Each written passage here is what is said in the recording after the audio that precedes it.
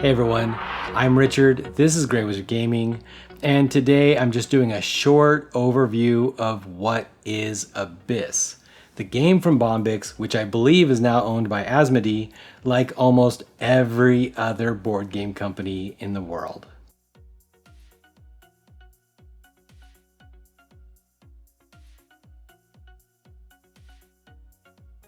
The concept behind this game is that you're vying to become crowned king of the Abyss. You accomplish this by recruiting members of the undersea councils, fighting monsters, and recruiting powerful lords. Once you've gained control of enough lords, you also gain control of lands underneath the sea. And with that, if you've gained enough influence by the end of the game, you will be the king of the Abyss. The gameplay behind the Abyss is pretty simple. Each round, you're going to take one of three actions. You're either going to search the depths, recruiting members and fighting monsters, or you're going to go to one of the councils and request their aid, or you're going to recruit a lord with the support you've gathered from the other races. There are strong push your luck elements to this game. When you are searching the depths, as you reveal cards, your enemies must make a decision. Do they purchase the ally from you first, paying you pearls, which you can then use for other things? Or if they don't buy the allies from you, then you can get that ally for free. If you don't like the ally, you can leave it up for someone else to take on another turn. If you then flip over the next card could be worse. You keep going like this, kind of challenging people whether they're going to buy the card from you or not, as you decide whether you're going to accept it or not. Likewise, when you fight monsters, you must choose whether you're going to fight the monster for immediate rewards or risk giving up those rewards and looking further. Each turn, as you're deciding what to do, you have to be concerned that your actions will actually help your enemies more than they are supporting your goals. For example, when you search for help, the card you reveal could be exactly what they need, allowing them to buy them from you for very little. Now, if you don't take the ally, they become free to the next player on their turn if they choose to take them.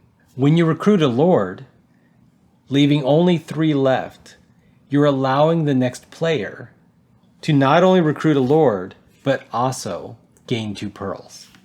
When you acquire a location, sure, you can take the location that's already out, but you can also draw 1, 2, 3, or 4 more locations.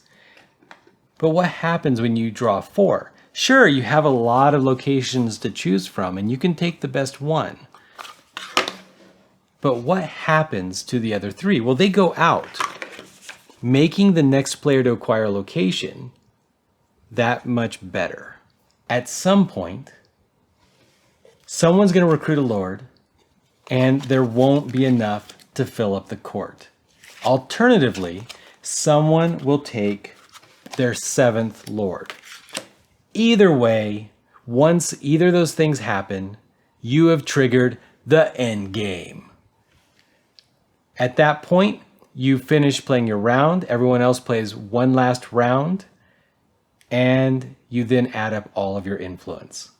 You're going to gain influence points from your lords, from the races that support you, from the locations that give you special bonuses for different quantities of things that you've acquired throughout the game.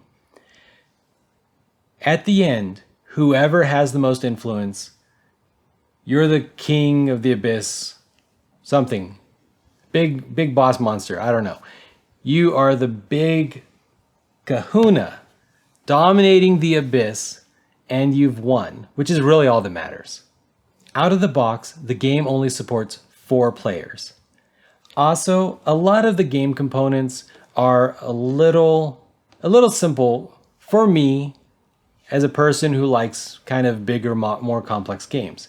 However, it is very easy to learn.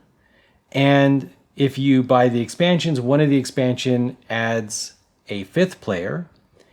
And also the expansions replace some of the core mechanics of the game with more intricate, more interesting, more complex game rules, which allows you to play the game in kind of like beginner mode. And then if you really like it, especially if you like it as much as I do, then you can buy those expansions, have more players, and just have more interesting things to do. One of the things they do is they replace the combat with the monsters with combat that is just a little bit more interesting and can hurt you, which I just think adds a little bit more risk to the game. Overall, I really like this game. I kind of like surprise recruited a bunch of new people who don't ever play board games, and they had no clue what they were doing for a little bit. And then suddenly they understood. We played 2 games in one night, which is pretty rare around this house, and they totally understood what they were doing by the 2nd game. And guess what? They showed up the next week ready to play even more complex board games. And now, boom, we have permanent new members to the board game group here. And so that's awesome. This is a great game for like a gateway drug into what's a very expensive hobby, or you just have to have friends who have problems. But it's a good problem to have. All right, guys, that's it. Let me know what you think about this new format. I know it's been several weeks. This is the 4th video that I've recorded, and the previous 3 I haven't uploaded. I feel good about this one. This one's going up. It's been rough. I just want to give you guys the best content I can give you.